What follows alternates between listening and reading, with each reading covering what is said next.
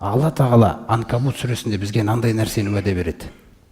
Аузу биллахи минаш шайтанир раджим. Бисмиллахир рахманир рахим. Алиф лам мим. Ахасибан насу ай ютраку ай яқулу аманна ва хум ла юфтанун. Қараңыздаршы қалай айтып жатыр. Адамдар ойлай ма дейді, біздерге айтып жатыр. Иман келтірдік деп айтқаннан кейін. Иман келтірдік, ашхаду ан ла иляха иллаллах, ашхаду анна Мухаммада расулуллах, мен Аллаға сенем, кітабына сенем, барлық періштелерге сенем деген. Иман келтірдік дегеннен кейін біз сендерді сынамаймыз, тастап қоямыз деп ойлайсыңдар ма дейді сендер. Қараңызға қалай бастап жатыр бізге әңгімені. Иман келтірдік дегеннен кейін сендерді сынамайынша қоя береміз деп ойлайсыңдар ма дейді. Сынаймыз дейді біз сендерді. Өйткені сынақ не үшін дегенде мұсылманды? Сені тәрбиелеу керек дейді. Сені темірдей қылғым келеді дейді Алла тағала. Тек менікі болуыңды қалаймын дейді. Сен қазір жүрегің келіп бастады, яғни мектепке кірді. Көрдіңіз бе? Бірақ сені тәрбиелейміз дейді біраз. Сынақтағы мақсат, құрметті жамағат, мұсылманды мықты қылып тәрбиелеу да. Басқа да мақсаттары бар. Оған да қазір келіп қаламыз, Құдай қаласа. Бірақ бірінші орындағы сізді тәрбиелеу. Яғни сізді өзінікі қылу Алла тағала. Сіздің қабағыңызға қарайды, Аллах үшін ашылады ол қабақ. Тек Аллах үшін жабылады. Түсіндіңіз ба? Тіліңізге қарайды, Аллах үшін сөйлейді, Аллах үшін үндемейді. Өзінікі қылғысы келеді да сізді. Құлым деген кезде Раббым деп тұратын да. Міне көктер мен жер не үшін жаралған да. Сонда сабырлық деген нәрсе осы. Маңызды мәселе. Міне, сендерді сынамайынша тастап қоямыз деп ойлайсыңдар ма? Валақода фатанна аллазина мин qablihim. Бұлардан бұрынғыларды да біз сынағанбыз дейді. Емтихандардан өткізгенбіз. Сосын фала яғламанналлаху аллазина садақу ва ла яғламаннал казибин. Сендерді емтиханнан өткізгеннен кейін Алла біледі дейді. Кім шын айтып жүр? Кім өтірікші? Алла тағала бізді, мұсылманды, сынамаса да біледі. Бірақ біз білмейміз ғой. Біз алданып қалып жатырмыз ғой. Көрдіңіз ба? Мысалы біреуге сабыр туралы айтып, сосын біреуге битеріп қойған кезде сабыр ете алмай қалсақ, жоқ қой бізде ол білім. Сондықтан Алла тағала бойымыздағы бір жақсы қасиетті қалайды да, сосын ол қасиет бойымызды жоқ екенін көрсету үшін сынайды. Саған мынау керек, мынаны алып ал дейді. Мынаны алып ал, мынау саған керек дейді. Міне өзіңізге керек, әдемі қасиетті. Сосын Алла тағала сізді солай көргісі келеді. Ол әлемдердің Раббысы ғой. Қалай ол сізді көргісі келеді? Сіз солай болудан басқа разылығына жете алмайсыз оның. Басқа жол жоқ оның. Мысалы ол үндеме деген жерде сіз үндемеу керексіз. Ол кешіре сал деген сізде сіз кешіріп жіберу керексіз. Сізге тіпті бүйтіп кідіруге болмайды. Бере сал деген жерде бере салу керексіз. Ол қандай көргісі келеді сізді? Сіз сондай болу керексіз. Алланың ризалығы осы жерде. Сондықтан фасбир, ей пайғамбар, сабыр ет дейді. Алама яқулуна. Олар айтып жатқан нәрселерге.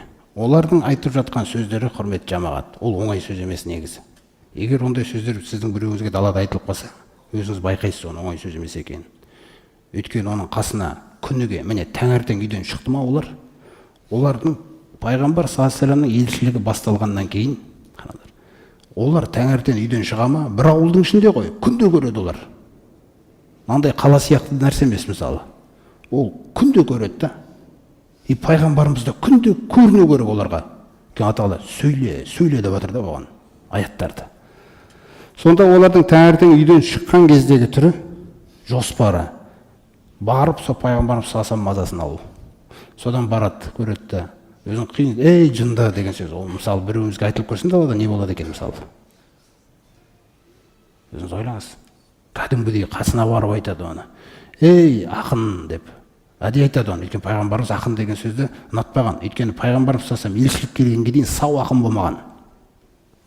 Көрдіңіз бе? Сол нәрселерде сосын ол кездегілердің бәрі сол жаңа Абу Суфиян кімдердің қасында бүйтіп жүре бергеннен кейін соларды өтірік мақтап, өтірік нетіп, ол намсыз нәрсе болып қойған. Сол сөзді біліп олар келіп, ей ақын деп тиіседі. Ей көріп кел. ей өтірікші деп сүйседі, өзіңіз ойлаңыз. Ана сөздің бәрін көтеру. Сонда пайғамбарымыз саллаллаху алейхи ва саллям ойлады, сабыр ет айтып жатқандарына олардың. Күлкіге айналдырады олар бүкіл нәрсені. Құранды сөйлеп жатса, андағы ертегіңді жап дейді. Мысалы, біз айтып жүрміз, Құранға не деп жатсың сен деп, оны да айтпа дейді. Сабыр ет дейді айтып жатқан нәрсесіне. Ол сөйтіп сөйлегенмен бұл Құран дәрежесі түсіп кетпейді ғой. Сіздер ойламаңыздар, хақтың дәрежесі түсіп кетеді. Хақтың дәрежесі түсінбейді. Хақ сосын біреудің артына қуалап жүріп, мәжбүрлеп, бүйтіп қайта-қайта тықпалай беретін нәрсе емес, оның дәрежесін олай түсірме. Бұл хақ, бұған иілу керек ол. Сондағы пайғамбарымыз саллаллаху алейхи ва саллямға айтылып жатқан сөз, сен тек былай айт дейді. Ол біздерге де мысалы қатысты адамдарға бүйтіп тура жол, намаз, қай нәрсені түсіндіріп жатсақ та біз Қул я айюхан нас, айт оларға, ей адамдар, қад жаакумул хаққу мин раббикум, сендерге Раббыларыңнан хақ келді. Міне, ақырет мысалы. Алла тағалаға құлшылық қылу керек екен. Сосын мына сөзді баяндайды. Сендерге Раббыларыңнан ақиқат келді, міне. Міне мына жерде 5 уақыт намаз оқы деп жатыр. Мына жерде оразаны ұста деп жатыр.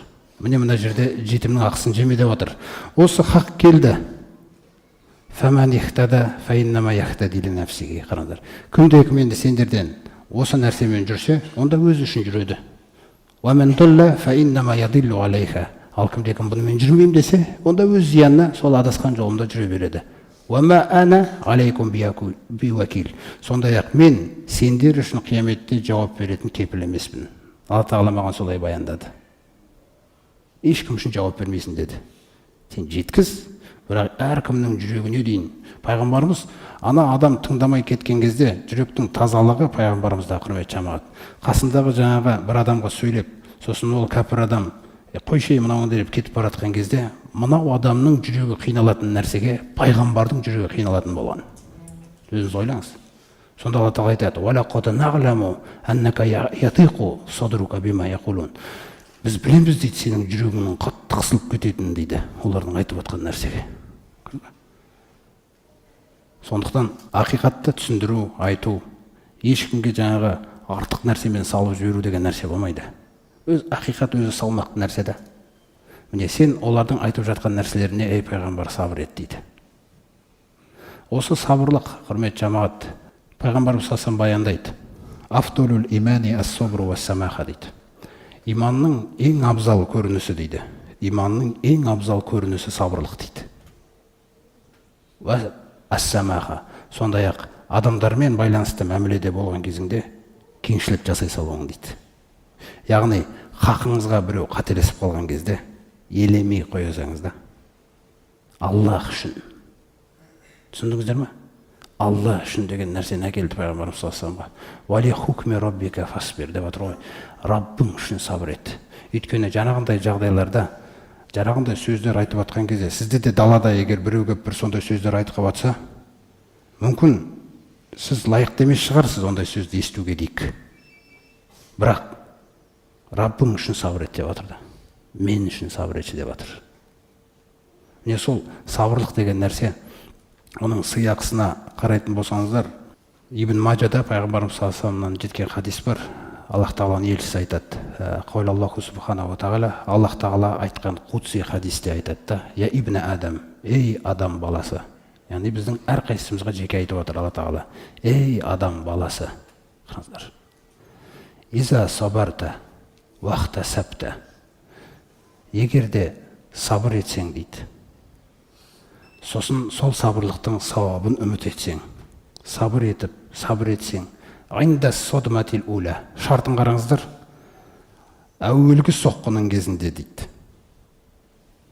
Әуелгі соққының кезінде сабыр етсең, сауапты сол жерде тілеп алсаң, лам ардалака сауабан дунал жанна. Мен саған дейді, жәннаттан басқа сауап бермеймін дейді. Одан басқаны қаламайым да дейді саған. Қараңыздаршы. Шарты не екен? Әуелгі соққының кезінде. Соқтан пайғамбарымыз не деді осыдан кейін? Ас-собр ойында содматил ула. Сабыр деген әуелгі соққының кезінде болады дейді. Өйткені кейін бәріміз сабырлы боламыз. Біраздан кейін біреуге уағыз айтады, өзің немесе Құран оқисың, сабыр ету керек екен ғой дейміз өзін. Сабырлық дұрыс екен ғой. Ол жерде ол сауап болмай қалады. Түсіндіңіздер ма? Сабырлықтың сауабы қай жерде? Әуелгі бетте. Әуелгі бетте болады да ол. Өзіңіз жаңағыдай мысалы көлікпен кетіп бара жатсаңыз, оны сіз таңдай алмайсыз. Сынақтың жолын сіз таңдай алмайсыз. Сынақтың жолын Алла Тағала таңдайды. Сіз көлікпен кетіп бара жатсыз мысалы, сөйтіп келеді де біреу артыңнан тарс еткізеді. Сол кезде Раббым түсіндім десеңіз, бұны әуелгі соққының кезіндегі сабыр деп атайды. Түсінсіз бе? Сөйтіп ана жақта өз шешесін Алла Тағала. Ол кеп бірдеңе төлеймін десе де, мынандай төлейін, нетесеңіз кешіріп қойыңыз, бірдеңелер болып жатады өзі. Бірақ сізге уайым емес, ең басты нәрсе сіз Алла Тағаланың алдында өзіңіз дұрыс көрсетіп алдыңыз. Қазір сізге ештеңе керек жоқ. Осы ләззаттарды біз жаңағы Алла Тағала нәсіп етсін де біздерге. Кез келген сондай жағдай. Көршіңіз келеді, мысалы есіңізді қағады да, ана балаларыңыз тыныш жүрмейді ғой, шулай береді деген кезде де, Раббым түсіндім деп мына жақта. Раббыңызбен реттеңіз мәселені. Әйтпесе адамды ғана көретін болсаңыз, проблема басталады ана жерде. Сенде бала жоқ па? Немене, өзің бала болмағансың ба? Сөйтіп сіз әрбір ситуацияны өзіңізге жәннатқа қарай ұтпасаңыз, босқа заяға кетіп жатқан энергия ананың бәрі. Заяға кетіп жатқан словарь. Өзің бала болмағансың ба? Сендер түсінбеймін, осындай шыдау керек қой деген нәрселер. Ең басты нәрсесі түсініңіз. Көршіңіз арқылы сөйтіп сынай ма? Түсінсіз ба? Жаңағыдай телефонмен біреу звондап қарыз бер дей ма? Жаңағыдай көлікті біреу сызып кете ма тіпті? Жаңағыдай тарс еткізіп соғып қала ма біреу артында? Әртүрлі жағдайлар болады. Очередьте тұрған кезіңізде мысалы біреуге бұрысып жібере ма байқамай. Алла Тағала таңдайды оны. Сөйтіп сынайды. Біз сендерді бір-бірлеріңе имтихан қылып қойдық дейді. Сосын пайғамбар саллаллаху алейхи баяндайды. Қараңыздар. Мұъмин дейді, сынаққа үйір болып жаралған дейді өзі.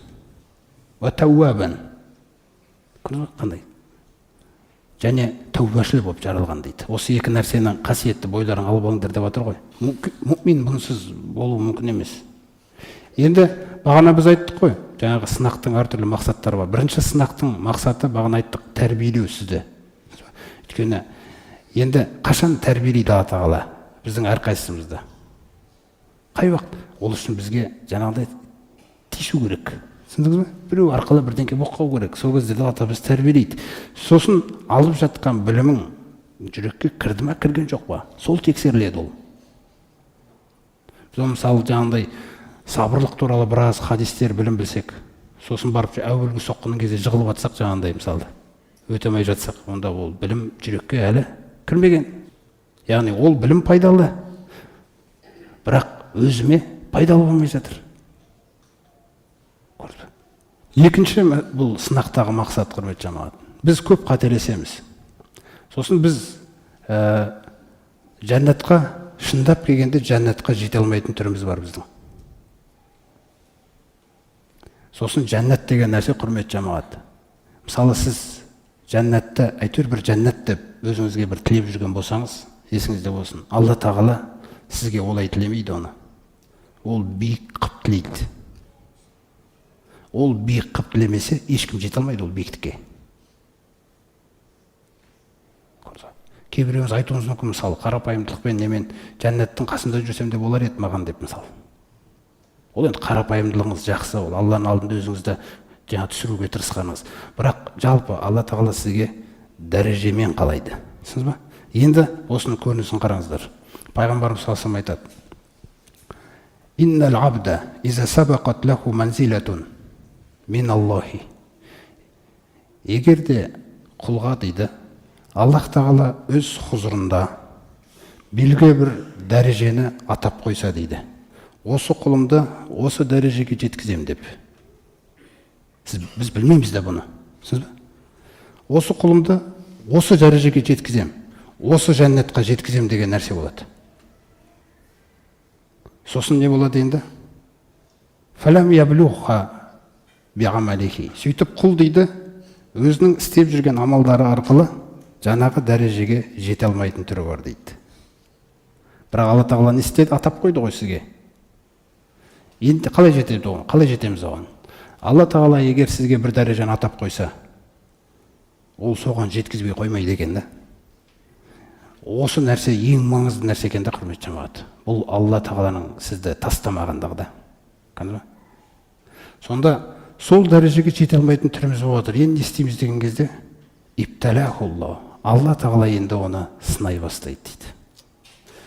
Сынақтар қалай келеді деген кезде, фиджасадихи, денсаулығына байланысты сынайды дейді. Ау, немесе, қараңыздар, немесе, не денсаулыққа байланысты сынайды, немесе ау фималихи, дүние малына. Ау фиваладихи, ең қиыны жаңағыдай баласына байланысты сынайды дейді. Осылайша сынақтың түрлерін белгілейді Алла тағала. Сосын белгілеген кезде сіздің жүрегіңіз қайсысын көтере алады, сол жағынан келеді да оны. Мысалы, біреудің жүрегі денсаулығына байланысты сынақты көтере алмайды, баласына байланысты сынақты көтере алмайды, малына байланысты көтере алмай қалуы мүмкін. Сосын оған бір анда-санда жаңағы қисық қабырғадан жаралған білдіріп қоятын жаңағы әйелін істетіп қояды. Енді анаған қарағанда жеңіл ғой бұл. Оны не үшін айтып отырық? Омар радиаллаху анху. Омар дегенде біз керемет еркек көзделеді ғой негізі, дұрыс па? Иман келтіргендердің әміршісі. Бірақ ол кісі үйінен шығып бара жатқанда кейде дауыс шығып жатады екен үйінен шығып. Сондай бір сахаба үйінде бір әйелімен бір проблема болып қалып, халифаға барып мен айтып ақылдасып алайыншы осы нәрсені. Қалай нетсем болады, әйелімізбен көп етіп қала береміз деп сөйтіп келе жатса, дәл сол уақытқа кездесіп қалады жаңағы кісі. Шарбақтың сыртында Омар да шығып келе жатыр, ана жақта біраз дауыстар шығып жатыр екен. Сосын енді Омар деген кәдімгі үйреніп қалған нәрсе. Ол үйренгенде ол Омар, ол проблема емес Омарға. Түсінесіз ба? Құлақтан енді шаршап жүр ғой, бір шығып алсын біраз энергиялар мына жақта. Ол балаға да айқайлап атуы мүмкін, мысалы. Баланың өзі, кейбір ананы баланың өзі иісін шығарып жібереді. Мысалы, ананы істеп, мынаны істемей өзін жоғалтып алады, мысалы, ұрысып ататын жағдайлар болады. Сол кезде Омар жаңағы жігітке келіп айтады ғой, өмір деген өткінші дейді, мынау өткінші өмір дейді. Шыдап бермейсің ба дейді мынау өмірге. Бұл сынақтардың ең жеңілі, құрметті жамағат. Біз оны ауру деп ойлап жүр ғой біреу. Ол денсаулыққа келмей қойсын да. Мысалы, кешегі Аюб алейхиссаламды қараңыз. Аюб алейхиссалам 18 жыл жатқанда. Ол күнәсі үшін ауырған жоқ ол жерде. Түсіндіңіз ба? Біз көбінесе күнәміз үшін ауырамыз да біз. Ол қайтып тазартады Алла тағала бізді. Біздің күнәларымыз бар. Ол Аюб алейхиссалам ауырып жатыр. Алла қалады да, мысалы, сынақ. Көрдіңіз ба? Сонда 18 жыл бойы Аллаға наразылық көрсетпеген мимика. Сен ойлаңыз, қандай жүрек ол. Мүлде наразылық жоқ қой Алла тағалаға. Бізде мысалы. Бізде мынандай проблема бар. Сіз таңертең тұрасыз, мысалы, ояндыңыз да, көзіңіз көріп тұр, құлағыңыз естіп тұр, аяқтар буындар істеп тұр. Бір нәрсеге наразысыз да. Кеше болмай қалған бір схема, бірдеңкеге бір наразысыз. Сен өзіңнің көзіңнің де қымбат екенін көріп тұрған жоқпыз да өзі біз. Сен сау тұрдың ғой бүгін, сау тұрдың. Ал сау тұрмай қалса, мал керек па ол адамға? Мансап керек бола ма соған, өзіңіз ойлаңыз. Кім керек оған, не керек оған? Оған ештеңе керек жоқ, абсолютті түрде. Сондықтан сау тұрғанның өзін көре алуды, я Алла, мына сау тұруымыздың өзін көре алатындай жүрек берші маған. Мен осының өзін бір нәрселерге претензиямен тұрамыз біз таңертең. Жалобамен да. Көрдіңіз ғой. Сондықтан жаңағы мәселе, құрметті жамағат, сабырлық деген. Егер Алла тағала сізге бір дәрежені қалап қойса, онда сізді сол дәрежеге жеткенше сынай береді енді. Түсіндіңіз ба? Сондықтан егер сізге көп сынақтар келіп жатса, сіз біліңіз, сол дәрежеге жетпейінше қоймайды Алла тағала. Сосын ол сіздің жүрегіңіз көтере алатын жақтан береді ол сынақты. Сосын ол сынақтағы сабырлықтың шарты әуелгі соққының кезінде, сөйлемей тұрып, ештеңе істемей тұрып, Раббым түсіндім деп, неге келбаңыз да, Раббым түсіндім бәрін деп.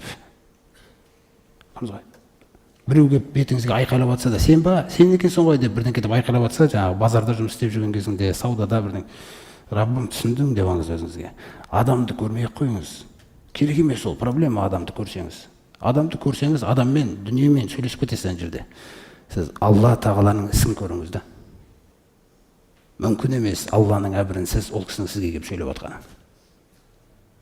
Омар ибн Абдул-Азиз қасында жаңа халифа болған кезінде қасындағы көмекшісі екеуі түнде мешіттен өтіп баратады. Сонда бір адамның аяғына байқамай аяқ басып кетеді. Омар ибн Абдул-Азиз деген халифа. Сонда анау адам ұйықтап атып, «Әмәжнунун анта» деп айтып қалады. «Жындысың бе сен?» деп. Ол да біліп тұрған жоқ қой, ұйқылы кез ғой. Сондағы нәрсеге қараңыздар. «Лә» деп өтіп кетеді. Ана қасындағы көмекшісі, «Сізге сондай сөз айтып жіберді ғой. Бір нәрсе айту керек қой» дейді да. «Жоқ, ол тек сен жындысың ба?» деп сұрады ғой дейді менен. «Мен жоқ дедім» дейді. Адамдар көрдіңіздер ғой, Алла тағаланы жүректері тапқанда, жүрек тауған, ол біледі өзі. Біреудің іздеп жүрген ләззаты, мысалы, осындай болуы мүмкін да. Соқтан сабырлық деген нәрсе, осындай күшті нәрселерді алып келеді да бәрімізді. Бұл сабырлық пен шүкірлік қатар жүретін нәрсе, құрметті жамағат. Мысалы, бір жағдайлар болады, Алла тағала сізге бір жақсылықтар беріп сынайды. Жақсылықтар беріп сынайтын кезіңізде Алла тағаланың қалайтын нәрсесі шүкірлік. Түсінсіз бе? Шүкірлік та. Сосын Алла тағаланың қалауымен жаңағы ана жақсылық кетіп қалуы мүмкін. Бір қиыншылықтар келіп қалуы мүмкін. Жаңа Аюб алейхиссаламның басына да келіп жатыр, мысалы қараңыз. Оған тек қана денсаулықпен емес, Аюб алейхиссаламды да малына да, баласына да, жанына да бүкіл нәрсеге байланысты сынады. Түгел сынақ бірге келді оған. Соның бәрін көтерді да ол. Инна ваджаднаху сабиран деп Алла тағала өзі айтып отыр. Сөзсіз біз оны, сөзсіз деген сөзді қосып отыр. Қараңызшы, қандай керемет характеристика Алладан, мінездеме. Сөзсіз біз оны сабырлардан таптық дейді да. Ниғмал абду, не деген жақсы құл. Міне. Дәл осындай сөздер сізбен де ситуация болып жатқан кезде, көрдіңіз ба? Алла тағала сізге де айтады оны. Түсіндіңіз бе? Періштелермен есеп тапсырылатын кезде де сіз ойламаңыз, әр күн былай босқа болып отыр деп. Әр күн сіздің ісіңізде, көрдіңіз бе? Сіздің ісіңіз ана жақта есепте болып отыр түгел нәрселер. Сіздің әрбір ситуацияңыз мәнді, сол мән үшін жаралған. Көктер мен жерде. Бұл жердің бетінде сән беретін тек адам. Алла тағала иман бергеннен кейін да. Сенің әрбір жаңағындай жағдайлардағы көріністеріңіз Алла үшін жасап атқан. Жаңағындай сөздермен аяқталып атса егер, не деген жақсы құл, не деген жақсы амал істеді мына құлым десе, бүгін мысалы біреуіңізге ойлаңыз онда. Сондықтан осы нәрсені біз іздеп жүру керекпіз да. Сонда жаңағы жақсылық тауып қап, қиыншылықпен сынап жүрген кезде шүкірлік деген нәрсе беру ғой, көбінесе біз беру арқылы жүзеге асып отыр ғой. Енді сабырлық деген нәрсе кетеді. Сосын қайтадан жақсылық көріп қалады шүкірлік. Қиыншылық келіп қалады сабырлық. Осы екі қалыптан сіз шыға алмайсыз. Мұмин осы екеуін жоғалтып алмау керек. Гардеробтағы негізгі екі неңіз, жүрегіңіздің екі киімі осы. Түсіндіңіз бе? Жаңағы сабырлық. Жалпы сабырлықтың өзі сабырлық болмайынша шүкірлік, кемел шүкірлік деп аталмайды. Өйткені сабырлықтың өзі шүкірліктің мағынасына кіріп кететін нәрсе де ол. Кемел шүкірлік деген нәрсе екеуі құрайды да, екеуі бірге келіп, екеуі Алланың тағдырына риза екендігіңді дәлелдейді. Ар-ридо деген нәрсе бар ғой. Мысалы, жақсылық келді, бақша жеміс беріп жатыр, сіз шүкір етіп жатсыз, бақша жеміс беріп жатыр, шүкір етіп жатсыз. Ризашылық, яғни ризашылық бар Алланың тағдырына. Сосын бақша жеміс бермей қалды. Не істейміз енді? Сабырлық. Раббым, сенің тағдырың көнем. Мен де, бақша да бәрі сенікіміз біз. Сен қалаған нәрсені істейсің, көктерде де, жерде де. Мен ризамын саған, Раббым деген нәрсе тұру керек. Өйткені ол қалады, оның қаламағанына риза болмау мүмкін емес. Өйткені пайғамбарымыз саллаллаху алейхи ва саллям айтады: "Инна изамил жазаи ма'a изамил балаи." Алла тағаланың бергелі тұрған ұлы, үлкен, зор сауабы дейді, зор сынақпен бірге жүреді дейді. Неғұрлым сынақ үлкен, соғұрлым сауап үлкен дейді. Сосын ол сынақ мүминдерге неге келеді десең, иза ахаббаллаху қауман, егер Алла бір қауымды, бір адамдарды жақсы көрсе дейді. Қараңыздаршы. Оны жақсы көргеннен кейін Жибрейілге баяндайды ғой оны. Мен пәленшелерді жақсы көрдім деп та. Сосын соны жақсы көргеннен кейін сынақ жібереді оған. Қараңыздар. Егер Алла тағала бір құлдарын жақсы көрсе, оларды сынайды дейді. Сол кезде біз ақ болатын нәрсе мынау екен, құрметті жамағат. Сынақ кеп қалған кезде Фәмән радия, кім риза болса менен дейді. Сынақ келген кезде фәләхур ридо, мен де ризамын дейді одан. Қараңыздар. Сынақ кеп қалған кезде фәмән сахита, кім наразы болып қалса, фәләху сухту, оған да менің наразылығым болады дейді. Сынақты ойламаңыз жамандық деп. Өйткені ол сынақ арқылы біздің күнәміз кешіріледі. Ол сынақ арқылы жаңағы дәреже жасалып жатыр ана жақта. Оны сіз ойлап та жүрген жоқсыз шындап келгенде. Уайымдап та жүрген жоқсыз сондай дәрежеде де. Бірақ сол дәрежеге дейін жасалып жатыр. Сондай жаңағы сынақтармен үшіншіден тәрбиеленіп жатсын. Күннен күнге сынақ арқылы жаңағы сынақ келген сайын, сынақтан дұрыс еткен сайын шынайылыққа қарай тәрбиеленіп жатырмыз. Шынайы мұсылмандылыққа қарай да, шынайы имандылыққа қарай деген нәрселер. Міне, сондықтан фасбир аля ма яқулун. Тағы бір қағида, құрметті жамағат, пайғамбарымыз саллаллаху алейхи ва саллям айтады: "Исбир ва ма сабрука илля билля" дейді. Сабыр ет дейді. Сосын сенің сабырлығың менсіз болмайды дейді ешқашан. Мысалы, сынақ келген кезде сізге сол сынаққа жеткілікті сабырдың күшін береді екен Алла Тағала.